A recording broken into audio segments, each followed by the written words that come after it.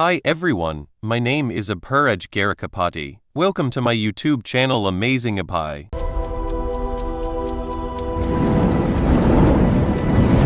I command time to stand still! Master the timeline.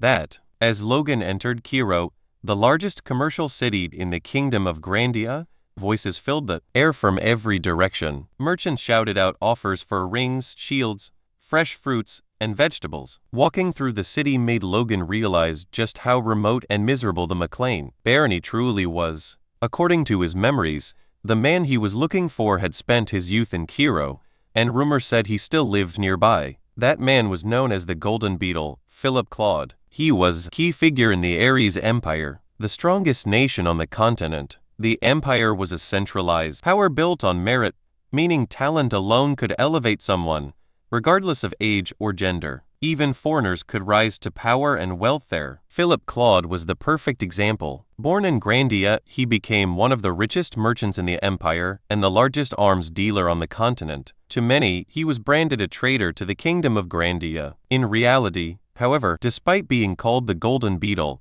Philip had quietly supported people from his homeland and used his wealth to help create the miracle of Grandia's sovereignty.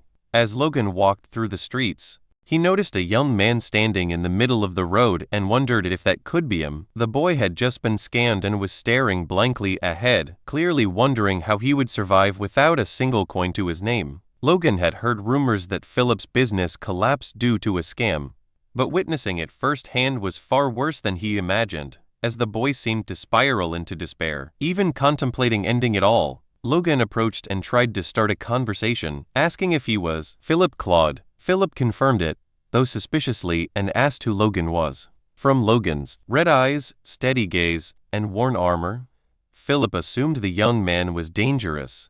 Logan said he wanted to talk for a moment, but Philip remained wary, questioning how Logan even knew who he was. With no deadlines or conditions, but he had no choice. At that moment, Philip noticed something in Logan's eyes he had seen countless times before. Greed.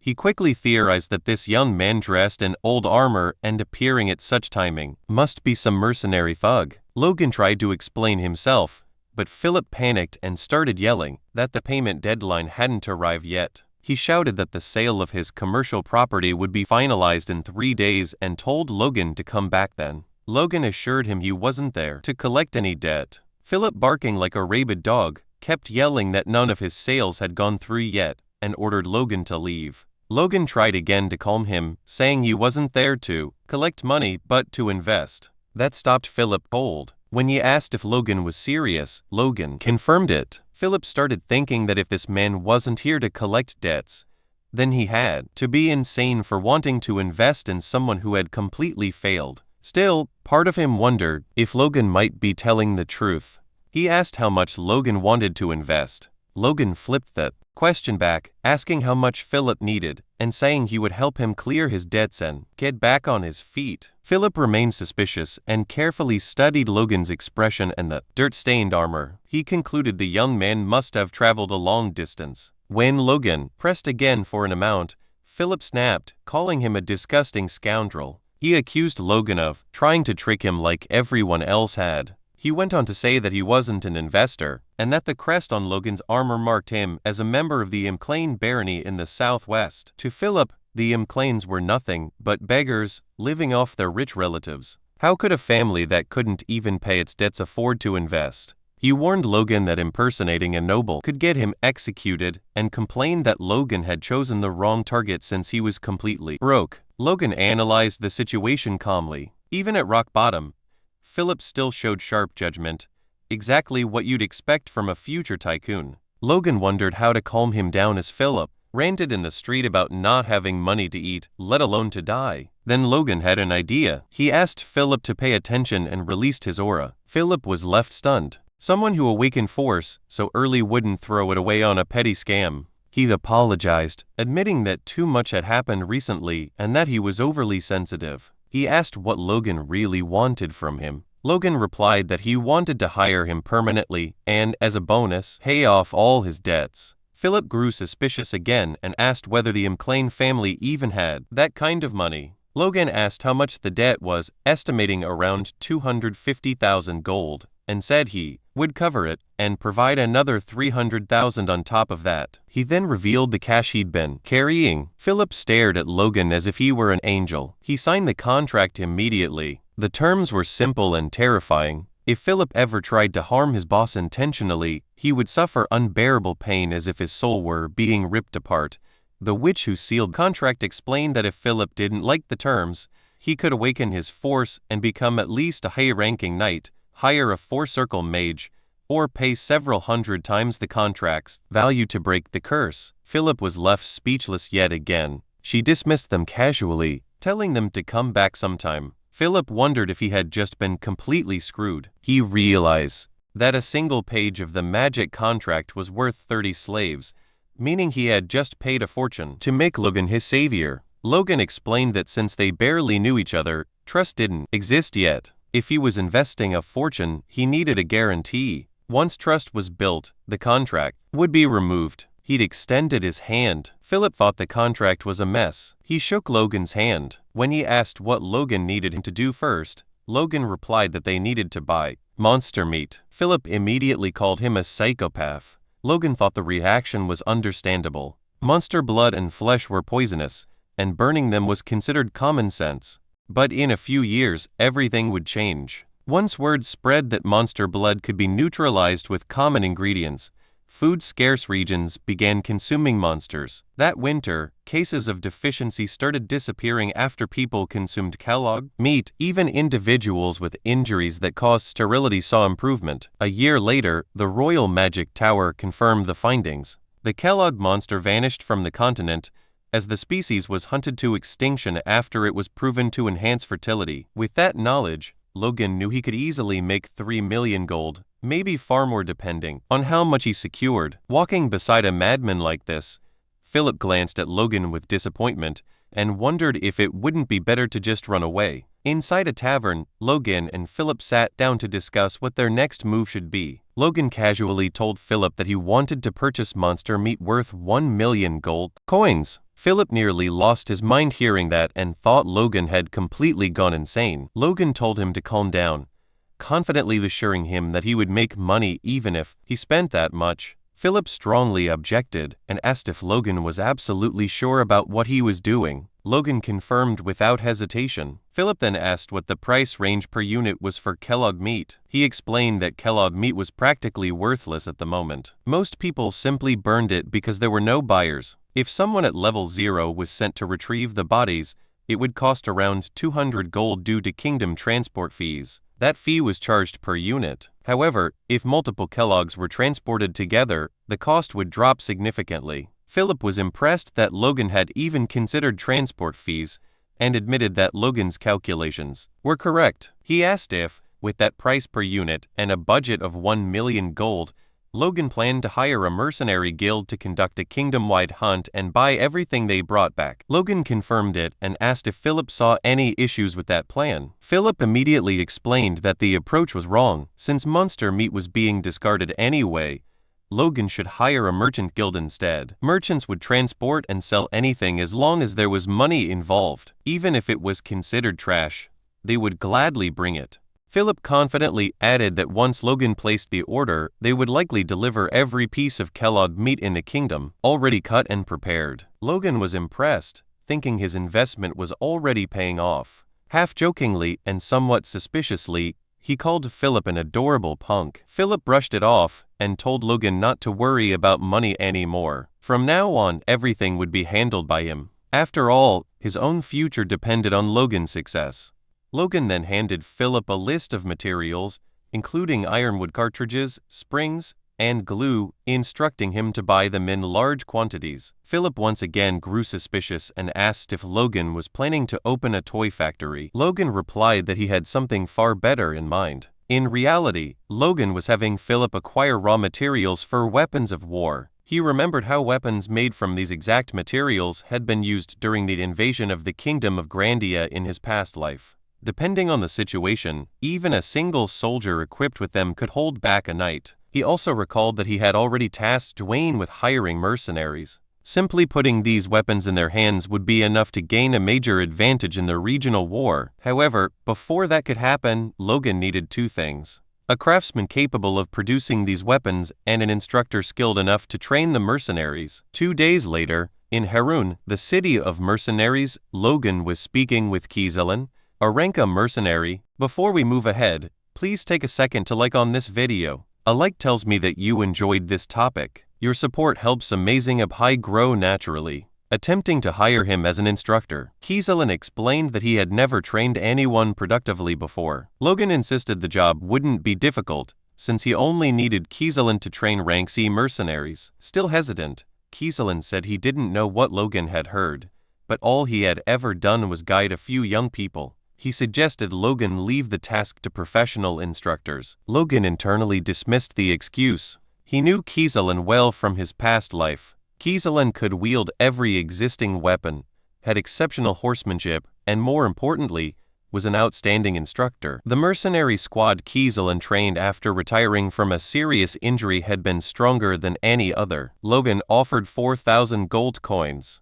Kizilin refused. Logan raised it to 6,000. Still no. 7,000. Kizilin continued refusing, claiming money couldn't buy everything. Logan raised it again to 8,000. That was the breaking point. Kizilin finally accepted, even thanking Logan in advance. As they talked, Logan revealed that he was the firstborn son of Baron McLean, and asked if Kizilin wasn't curious why he was hiring mercenaries from the countryside. Kizilin replied that he didn't care, as long as he was paid. Walking through the streets, they witnessed a man whipping a group of people, shouting that if they were late again, he would kill them all. Kizilin explained that Harun was known as the city of mercenaries and slaves, and that scenes like this were common. The city soon turned into a full slave market.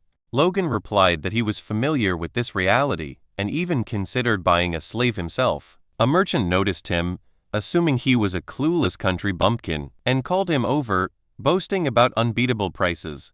The moment the merchant recognized Kizilin, his face went pale with fear. Seeing that, Logan relaxed, thinking that hiring Kizilin had already been worth it. They arrived at a shop with far more guards than the others. Logan immediately realized this was the place. An elderly merchant greeted him and said he assumed Logan knew what he was getting into. Logan replied that he was there to buy a dwarf. The merchant confirmed he had come to the right place and explained that races from other worlds were rare, which was why they were treated carefully. He first showed a pair of elves, boasting about how difficult they were to obtain. Logan showed no interest and told him to bring out the chain dwarf in the back. The merchant pointed out that it was clearly a dwarf, and added that even among dwarves, famous for craftsmanship, this one had reached an expert level. That surprised Logan. He had always believed dwarves were naturally skilled craftsmen, but an expert was beyond what he expected. Logan asked for the price. The merchant said it would start at 200,000 gold. Logan looked him up and down and asked if he looked like a fool. The merchant nearly wet himself and immediately lowered the price by 50,000. Kizilin was shocked by how easily Logan forced the price down. The dwarf commented that Logan was ruthless. Logan thought it was just common sense. Logan told the dwarf he was taking him to the Mechlin estate in the southwest, and that he would do the work assigned to him. The dwarf agreed without resistance. Logan reflected that while dwarves were renowned craftsmen, slave dwarves were different. Without passion, they couldn't create true works. Logan promised that if the dwarf worked sincerely for the next 20 years, he would be sent back to the mountains. 20 years meant nothing to a dwarf. The promise made him happy, and he attempted to thank Logan. At that moment, another slave broke free and tried to escape. He didn't get far before a soldier caught him. Logan immediately recognized the slave. Blue hair, blue eyes, a familiar presence. Logan muttered aloud, catching Kizilin's attention. He couldn't believe he had found the noble slayer here. Logan remembered his past life. Once a slave, this man escaped after killing his masters and began slaughtering nobles and knights. After disappearing for 10 years, he reappeared as an aura user, and devoted his life to killing nobles, earning the title of Noble Slayer. Logan realized the timeline matched. This escape attempt should happen a year after Logan became a mercenary, meaning this man was still a slave. If Logan saved him now, he would gain a future aura user. The problem was that the man was a violent psychopath. Logan decided that if he ever became uncontrollable, he would simply imprison him. As the master raised his whip again, Logan drew his sword and blocked the strike to the man's leg. The slave trader noticed the family crest and immediately grew arrogant. Assuming Logan was a customer, he apologized, claiming the slave was misbehaving and needed discipline. Logan said he wanted to buy slaves, pointing to the two children. The merchant warned him that both were rare and expensive, one red-haired, the other blue-eyed. The merchant quoted 10,000 gold each. Logan calculated that a strong slave cost about 300 gold and scoffed at the absurd markup. He countered with 500 gold per child. The merchant protested, but Logan snapped, asking if he thought Logan didn't know slave prices. The merchant panicked and accepted, blaming Victor for always causing trouble. Kaiselin carried the injured boy on his back, surprised by his fast recovery. Logan casually said it was nothing, though in truth he had been slowly releasing force to heal him. Victor suddenly tried to attack Logan. He didn't even get close. Logan grabbed him by the neck and asked if he was brave or just stupid. He warned Victor to choose his enemies better. Logan promised safety for him and his sister if he obeyed, but threatened to kill them both if it happened again. He released him and said he planned to raise Victor as a knight. Victor asked if he was serious. Logan confirmed it and explained that knights were honorary nobles and could escape slavery.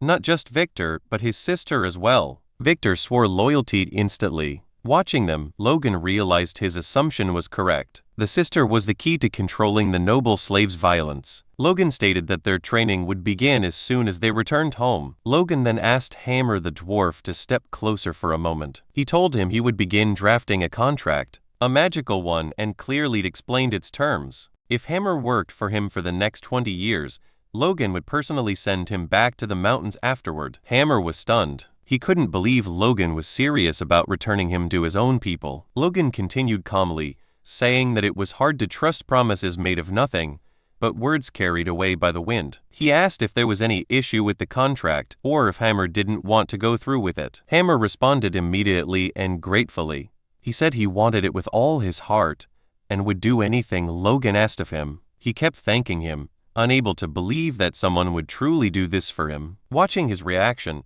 Logan thought to himself that if all it took to motivate Hammer was a contract, then he was the one gaining the most here. He reflected that this entire venture had already given him everything he wanted and more. Not only had he secured proper preparations for the upcoming clan war, but he had also managed to get his hands on the noble slayer. Everything was progressing smoothly. What he didn't know at that moment was that rumors about his strange behavior had already spread throughout the Incline estate while he was away. His reputation had completely tanked. Rick, meanwhile, was drowning in confusion, trying desperately to contain the situation, while wondering what the hell the young master was even doing anymore. Soon after, Logan returned home, and no one in the world was happier to see him than Rick. Logan greeted him casually and asked how he had been. Rick nearly lost it, asking whether Logan was serious for even saying that. Barely holding himself together, he demanded to know what Logan had been doing, and whether he had heard the rumors flying around. According to those rumors, Logan had become a perverted monster who spent 150,000 gold on monster meat. Rick explained what had happened. A few days earlier, someone named Philip had gathered every merchant he could find and announced that he wanted to buy monster meat in the name of Logan McLean. Even before that, people had already been gossiping about Logan, about his broken engagement, and how he had practically robbed his fiancée. Before we move ahead, please take a second to share on this video. Sharing helps this video reach friends who may also enjoy anime, gaming, travel, cricket, chess, career basics, or personal stories. Your support helps Amazing Abhai grow naturally. Philip, unaware of Logan's past, assumed his master was just some eccentric lunatic. Still, he saw opportunity in the chaos. He deliberately spread even more bizarre rumors about monster meat to attract sellers. Then he dropped the purchase price as low as possible, while still keeping merchants interested, offering 1 gold piece per kilogram. He knew no merchant would refuse selling trash if someone was willing to pay for it. He even told them to bring every bit of monster meat they could get their hands on. Philip's aggressive sales tactics worked. Merchants began gathering monster meat in large quantities, and rumors about Logan spread across nearly the entire thieves' quarter. Hearing all of this, Logan simply commented that Philip had done his job perfectly. Rick was stunned. He couldn't understand how Logan could laugh at a time like this. Logan told him to look at the expressions of the people who had come back with him, and think about how many rumors they must have heard to be wearing faces like that. To Logan, there was nothing to worry about. He calmly said that everything would be over soon. Rick warned him not to be so relaxed. The next thing waiting for him was a meeting with the Patriarch, and he was furious. Inside his father's office, Patrick asked Logan whether he had enjoyed running away from home. Logan answered honestly that the trip had been worth it. Patrick said he had heard plenty of rumors about the strange and reckless things Logan had been doing, but at least it seemed like something had come out of it. Logan defended himself, saying rumors were nothing more than baseless nonsense, and that he didn't regret any of his actions. His stepmother immediately cut in, telling Patrick that she had warned him already. Logan had no awareness of his own standing and didn't understand how his behavior could disgrace the family. Logan didn't even let her finish. He interrupted her, saying she was exaggerating. All he had done was use the money from the broken engagement in a way he saw fit. Mary pushed again, asking Patrick if he had heard that, and whether he was still going to take Logan's side after everything. That was when Patrick finally snapped. He shouted for her to stop, then calmly but firmly told her to leave the room. He wanted to speak with Logan alone. Once they were alone, Patrick warned Logan that this was the final chance he would give him, standing in front of his furious father. Logan felt a rare sense of fear. Patrick asked what was really going on in his son's head, and said they needed to talk honestly about everything that had happened. Logan knew his father wouldn't overlook things this time. He replied that even if he explained, Patrick wouldn't understand. Patrick shot back, asking whether Logan was the one who didn't want to be understood. He asked if Logan realized what people were saying about him, that he was violent, cruel, obsessed with money, and even unstable. Patrick asked how much longer he was supposed to keep covering for him, and if the time ever came when he couldn't anymore, he begged Logan to at least warn him. That way, Patrick could tell himself he had done everything possible for the sake of Logan's deceased mother. Logan was stunned. Patrick had never mentioned his mother in his previous life, not even when Logan was cast out. That alone made him think his father hadn't fully given up on him yet, so Logan asked for one more thing. He asked Patrick to give him 1 year. He promised that within that year he would prove the reasons behind everything he was doing. Once again, he pleaded for one final chance. Later, Patrick was shown alone in his room, replaying the conversation in his mind. He'd admitted to himself how strange it felt for a father and son to be negotiating favors like strangers.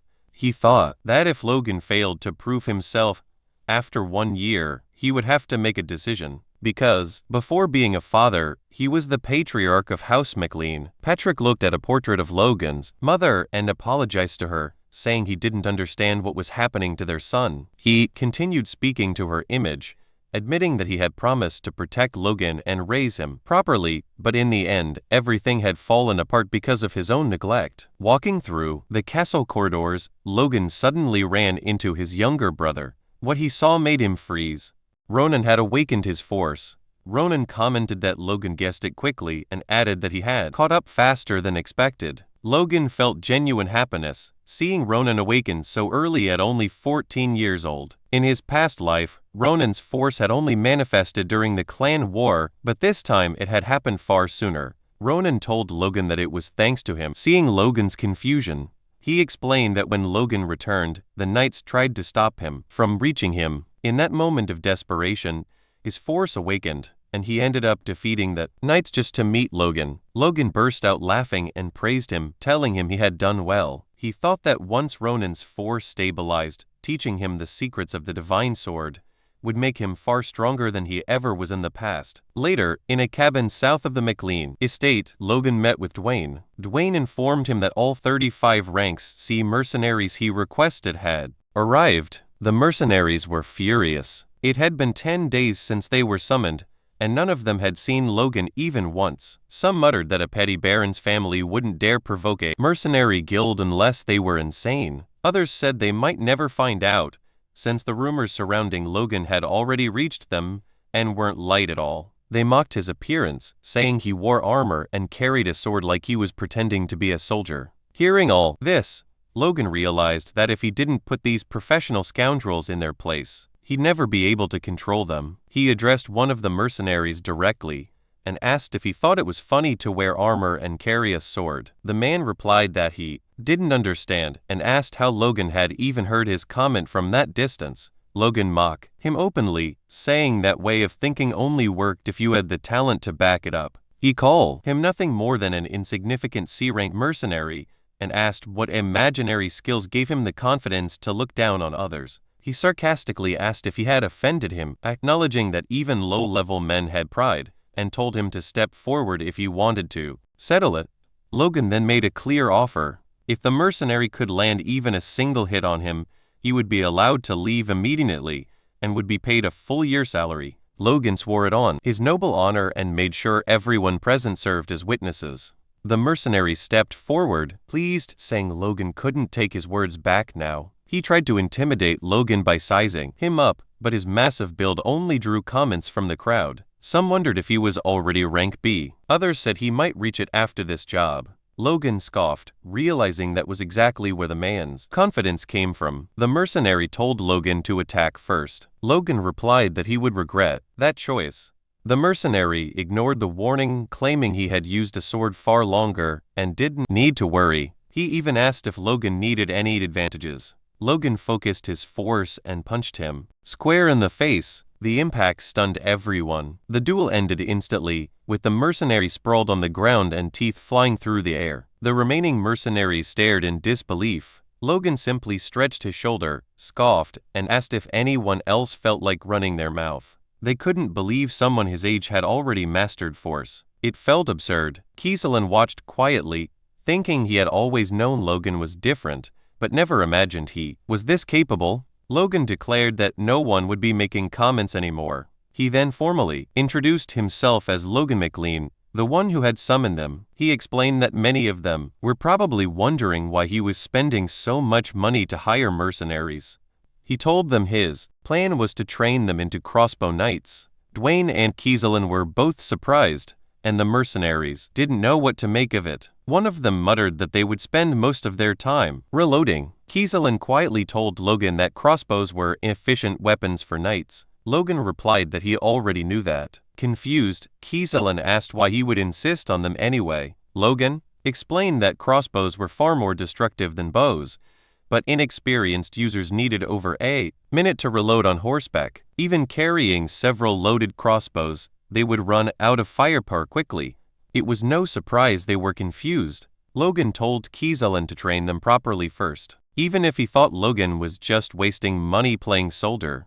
He assured him the reason would become clear later. As a final statement, Logan said that crossbow cavalry would become a powerful force for House McLean, not just for the upcoming war, but even beyond the conflict with the thieves. Before we move ahead, please take a second to like on this video. A like tells me that you enjoyed this topic. Your support helps Amazing Up High grow naturally. Kieselin still didn't fully understand, but he accepted his master's orders.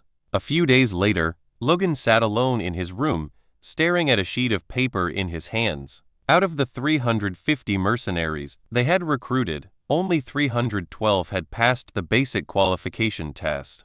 After reviewing the numbers, Logan decided it was more than sufficient. Before he could think further, someone interrupted him. It was Hammer, who asked what kind of document Logan had received. Logan explained that it was a schematic for a crossbow he wanted Hammer to build. He added that the design might look crude to a professional craftsman. In his mind, Logan knew this weapon well. He had used it for decades in his previous life, so he drew every structure he could remember. Since Hammer was a master craftsman, Logan believed he could bring it to life. Hammer studied the design and pointed out that the crossbow would need a cartridge mounted at the back to store bolts, reload automatically, and fire 3 shots in succession. He demanded to know who came up with such a ridiculous idea. Logan admitted it was his own, which immediately irritated the dwarf. Still, Hammer admitted the concept itself was brilliant. However, he warned that twisting the string in that structure would cause it to snap, and attaching a wooden box to the back would make it uncomfortable for the shooter.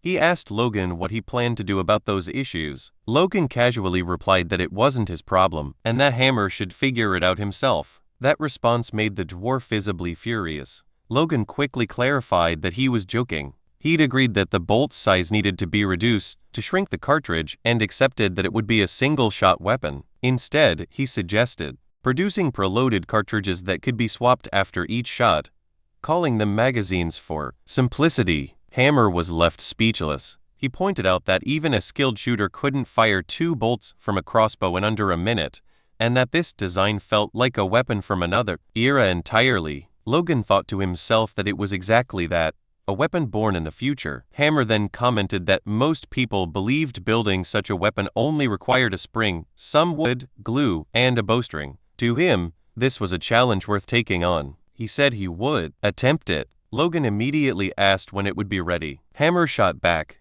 asking whether Logan was seriously placing a deadline on something he had never seen before. Logan responded that it was still a weapon created by humans. Hammer was confused and asked who had made it and where. Logan ignored the question and challenged him instead, saying that if he thought he couldn't do it, he might as well give up. That was enough to trigger Hammer's pride. He declared that he only needed a month and that he would produce something far superior. Watching this unfold, Logan felt satisfied. Messing with the dwarf's ego really did work wonders. Later, on the castle's training grounds, Victor was seen running laps. Logan warned him that he was slowing down again and that he could push harder. Victor forced himself to accelerate. Logan reflected that for several days after bringing him in, all he had done was feed him properly and let him sleep. The transformation from just that alone was shocking. Eventually, Logan ordered him to rest and Victor's little sister immediately ran over to him. Once again, Logan thought about what an incredible investment Victor had been. At only 14 years old and smaller than boys his age,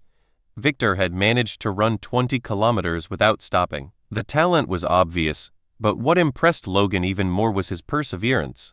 The boy seemed unbothered by pain or exhaustion. It became clear to Logan that Victor wasn't born a noble slayer. That path likely emerged because of his sister. Logan cut off his thoughts and told Victor that rest time was over. He tossed him a sword and announced that from that moment on, Victor would begin learning the sword technique of the Kingdom of Grandia, the standard style every aspiring knight was taught. Soon, Logan called for Victor's attention and demonstrated the technique himself. He gripped the sword firmly and sliced through the air with power. Victor looked unimpressed. All he wanted was to collapse and sleep. Still, he clenched his teeth. If exhaustion was the price for good food and a proper bed, he would pay it. He mimicked Logan's movements and cut through the air flawlessly. Watching him, Logan was stunned. Victor's execution matched his own perfectly, not just the motion, but his breathing as well. And Logan had only demonstrated it once. Seeing how effortlessly Victor followed,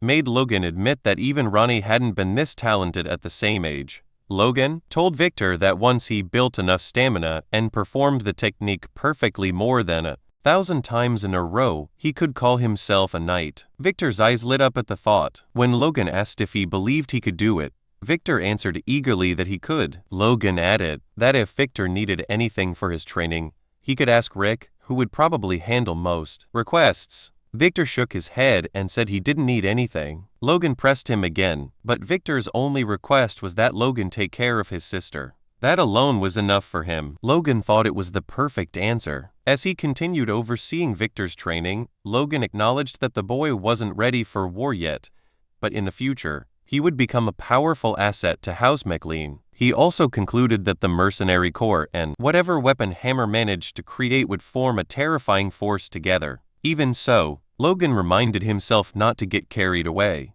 Hammer might fail to build a proper crossbow, and even if he succeeded, the mercenaries might not know how to use it effectively. Since he had entrusted so much to others, Logan knew he needed to prepare another plan as well. Sometime later, Logan went to his father's office and requested permission to take part in the knight's training. To his surprise, Patrick agreed. That same night, at the training grounds, Captain Hankley formally introduced Logan to the rest of the knights, making it clear that from that point onward, Logan would be training alongside them. The announcement was not well received. Whisper spread immediately through the ranks. Many of the knights believed Logan was treating the knightly order like a joke, especially after defeating Dominon. As the murmurs grew, Hankley recalled a past conversation with the Patriarch. He remembered standing in Patrick's chamber, discussing Logan's entry into the order. Hankley had been strongly against it. He had warned Patrick that the knights would never accept him. Patrick, however, had shut that down quickly.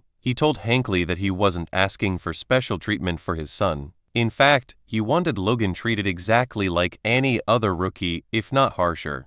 Back in the present, Hankley thought that despite those words, Logan was still the Lord's son. It would have been much easier if Patrick had asked him to go easy on the boy instead. Logan noticed the captain's unease and reassured him. He said that if he failed even one exercise during the upcoming week, he would quietly step aside and never interfere with Hankley again. The captain was taken aback by that attitude, but eventually agreed. After hearing this, Hankley made a decision. For the next week, the nightly orders training would be pushed to 3 times its usual difficulty. Soon, one of the knights was seen running while carrying another on his back, wondering what kind of insane training this was. Hankley shouted at them not to die, and reminded them that as cavalry knights, they needed to understand what it felt like to be the horse itself. He told them to feel the burden of carrying armored riders across the battlefield. That was when the knights realized why they had been training in full armor the entire time.